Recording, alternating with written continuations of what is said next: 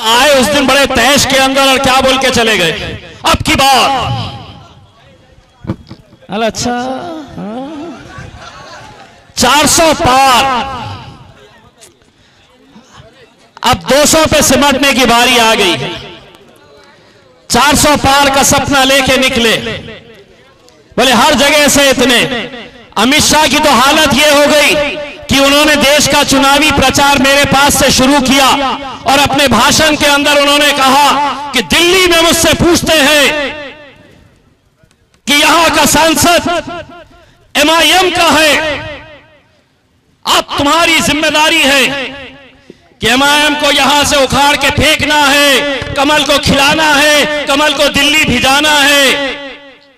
1.5 महीना लग गया उनको। भाषण खत्म होने के बाद एयरपोर्ट के ऊपर IB के लोगों ने उनके कान में फूंक के बोला, अमित शाह साहब तुम क्या, अगर मोदी भी आ जाए तो इम्तियाज को हरा नहीं सकता है। अभी आ रहा था तो एक मीडिया वाले साहब मुझसे पूछे कैसा माहौल है। मैं बोला देख ले। बोले आपको लगता है कि ये वोट में तब्दील होगा? मैंने कहा अल्हम्दुलिल्लाह ये एक भी यहां पर जो मौजूद है वो किराए का टट्टू नहीं है जो पैसे लेकर आया है। ये मजलिस की मोहब्बत में आया है और ये तय करके आया है कि इतने सालों तक मैंने सबको आजमाया है, अब मेरे असदुद्दीन अवैसी साहब के लिए मैं लड़ने के लिए आया हूं करके। उसमें मेरे भाई एक हिसाब अगर उनका चुकाना है तो दूसरा हिसाब लालू प्रसाद, लालू तुझे और तेरे लल्लू पंजू को बोल दे कि तूने मेरे 4 को खींचकर लेकर गया था, चिल्लर थे चले गए, शेर का बच्चा वहीं पर बसा हुआ है। क्योंकि उसे भी मालूम है कि बाजारों में शेर बिकते नहीं है। अख्तरुल ईमान साहब डटे हुए हैं और हम तुझे जबान देकर जाते हैं।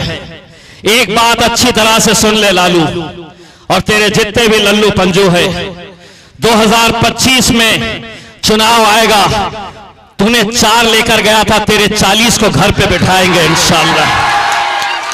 हम जबान देकर जाते हैं क्योंकि जिस तरह से हमने मेहनतें की थी, जिस तरह से सुबह से लेकर रात तक, गवाह है अख्तर भाई, कोचा धामन की जिम्मेदारी थी मेरे पास। न सुबह का नाश्ता होता था, न दोपहर का खाना। हमारी सिर्फ एक जद्दोजहद रहती थी कि बिहार की सरजमीन के ऊपर हमारा झंडा लहराना। और अल्हम्दुलिल्लाह जब हमें कामयाबी मिली तो पैसे के बल पे पूरी ताकत लगाकर तूने हमारे 4 को खींचा, मैं तेरे 40 को गिराऊंगा इंशाअल्लाह। पूरी ताकत के साथ हम आएंगे। और आज ये जो साजिशें चल रही है कि मजलिस ने यहां पर कदम नहीं जमाना चाहिए, बिल्कुल सही सोच रहे वो, क्योंकि इस कौम के साथ जो खेल खेला जाता है, अख्तर भाई ने आपको बताया है, सारी तकलीफ गैरों से ज्यादा हमारे अपने चौधरियों को है। पूरे दल्ले घूम रहे हैं गाड़ियों में बैठकर। कोई कहता है लवली को दे दो, कोई कौन, दूसरा कौन है? अच्छा, जो भी है, सबके दर्शन हुए रास्ते में। उन्हें भी समझ में नहीं आ रहा है कि आखिर ये क्या जादू असदुद्दीन अवैसी का है कि जो इलेक्शन लड़ाने की ताकत रखते हैं। कौन रखते हैं? इलेक्शन के दिन सबसे ज्यादा मजबूती के साथ निकलता कौन है? तो ये दीवानों की महफिल निकलती है, दीवाने निकलते हैं, ये जुनूनी निकलते हैं, कोई काम में नहीं आता। मैंने इलेक्शन लड़के आया हूं अभी औरंगाबाद से, और अल्हम्दुलिल्लाह मुझे मालूम है तुम्हारा वोट वहां पर नहीं चला मेरे लिए, लेकिन तुम्हारी दुआएं यकीनन मेरे लिए चलने वाली है। यकीनन तुम जब अपना हाथ उठाएंगे दुआओं के लिए, तो मेरे लिए भी दुआ करेंगे, अख्तर भाई के लिए भी करेंगे। और बिहार में मुझे एक नया रिश्ता बना है, मेरा एक और भाई आया है यहां पर, मेरा राणा रंजीत।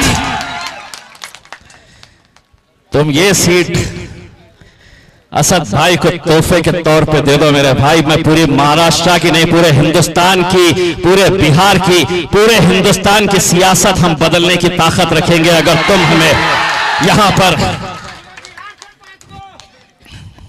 मैं आपकी तरफ से एक बात कहना चाहता हूं।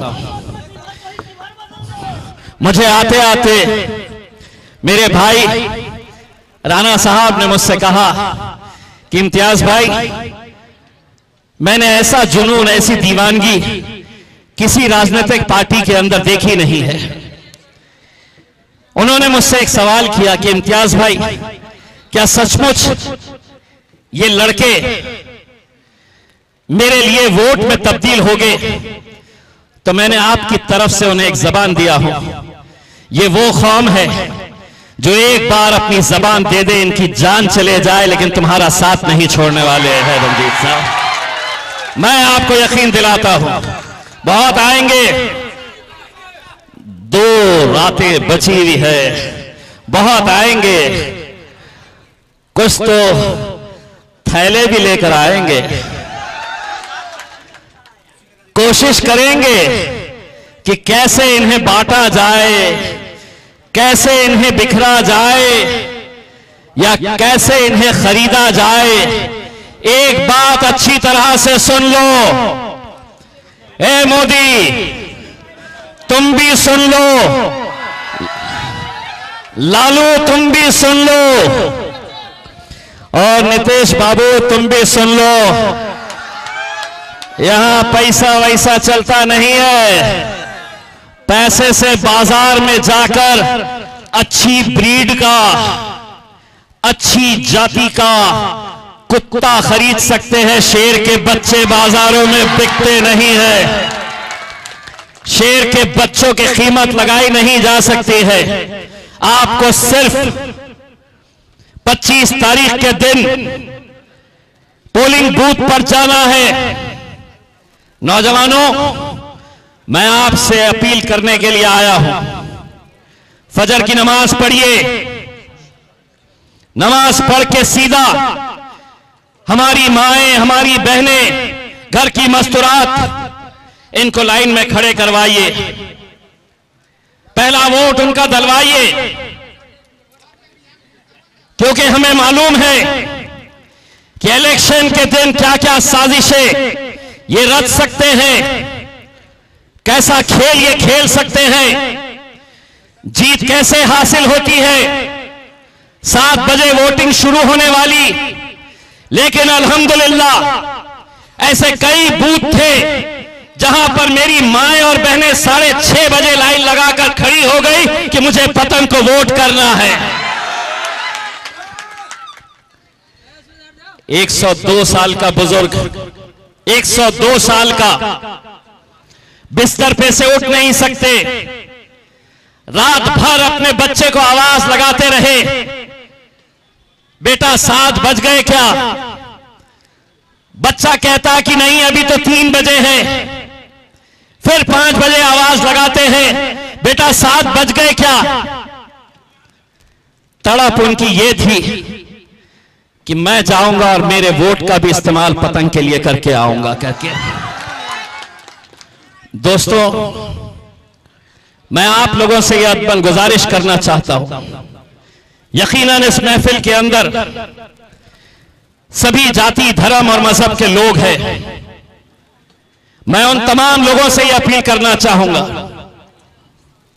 कि अगर इस मुल्क के अंदर जमहूरी तौर पे, अगर संविधान के हिसाब से, अगर सही मानों में अपने आप को सेक्युलर कहने वाले अगर कोई आपको मिलेंगे तो वो मजलिस इत्तेहादुल मुस्लिमीन के अंदर, अगर सही मानों में सेक्युलर लीडर अगर कोई इस मुल्क के अंदर बचा है, वरना क्या ये सच्चाई नहीं है कि जितनी भी सियासी जमातें आज तुम्हारे चौखट पे आ रही है, क्या वो भाजपा का साथ नहीं दिए हैं? अंदर से वो एक जैसे है नहीं? सब एक जैसे हैं मेरे भाई, सब एक जैसे। इसीलिए आपने सबको आजमाया है। एक बार शेर की सवारी करके तो देखो मेरे भाई।